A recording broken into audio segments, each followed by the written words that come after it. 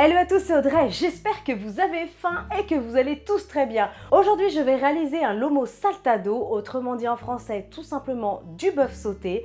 Vous allez voir que c'est ultra simple à faire. C'est une recette emblématique de la cuisine péruvienne traditionnelle, mais qui tire ses influences de la cuisine chinoise. Tout ça, ça fait un très beau mélange.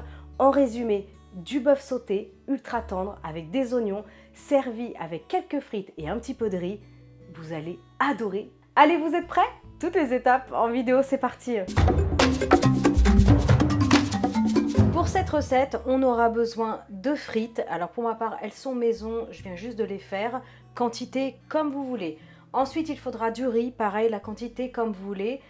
Il faudra de l'huile neutre, un oignon rouge ou jaune, 2 tomates, 2 gousses d'ail, 500 g de bœuf très tendre, un peu de coriandre ou du persil plat si vous le souhaitez, du sel, du poivre et ici il faudra un petit peu de sauce soja salée.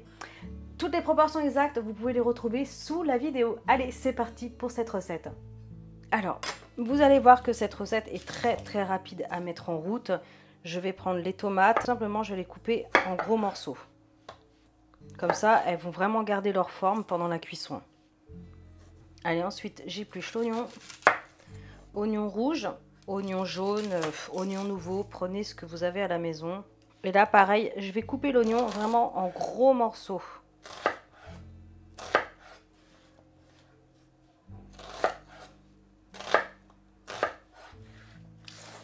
Je vais faire la même chose avec l'ail.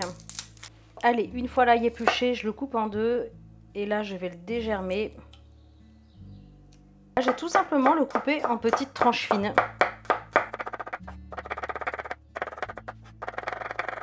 Pour le bœuf, je le coupe en gros morceaux, comme ça à peu près, allez, 2-3 cm.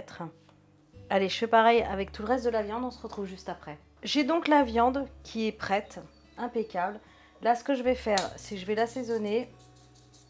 Fleur de sel, poivre, impeccable. Et on va passer à la cuisson. Dans une grande sauteuse, grande poêle, un wok si vous avez, je vais placer un bon filet d'huile. Je vais ajouter la viande. Alors normalement, dans la recette traditionnelle, on fait flamber la viande. Sauf que moi, je n'ai pas une plaque avec du gaz. Pour ceux qui ont suivi mes aventures, je suis temporairement dans ce logement. Donc, du coup, voilà, je n'ai pas de gaz. C'est trop horrible. C'est une plaque à induction. Donc, voilà, la hotte est pas très loin de ma plaque. Et honnêtement, je ne vais pas prendre le risque parce que j'ai que des allumettes. Donc, c'est assez dangereux. Donc, de votre côté, n'hésitez pas à faire flamber la viande parce que c'est vrai que ça donne un petit goût très caractéristique à ce plat. Dans la foulée, j'ajoute l'ail. Donc là, je suis sur un feu vif. On va faire bien saisir la viande.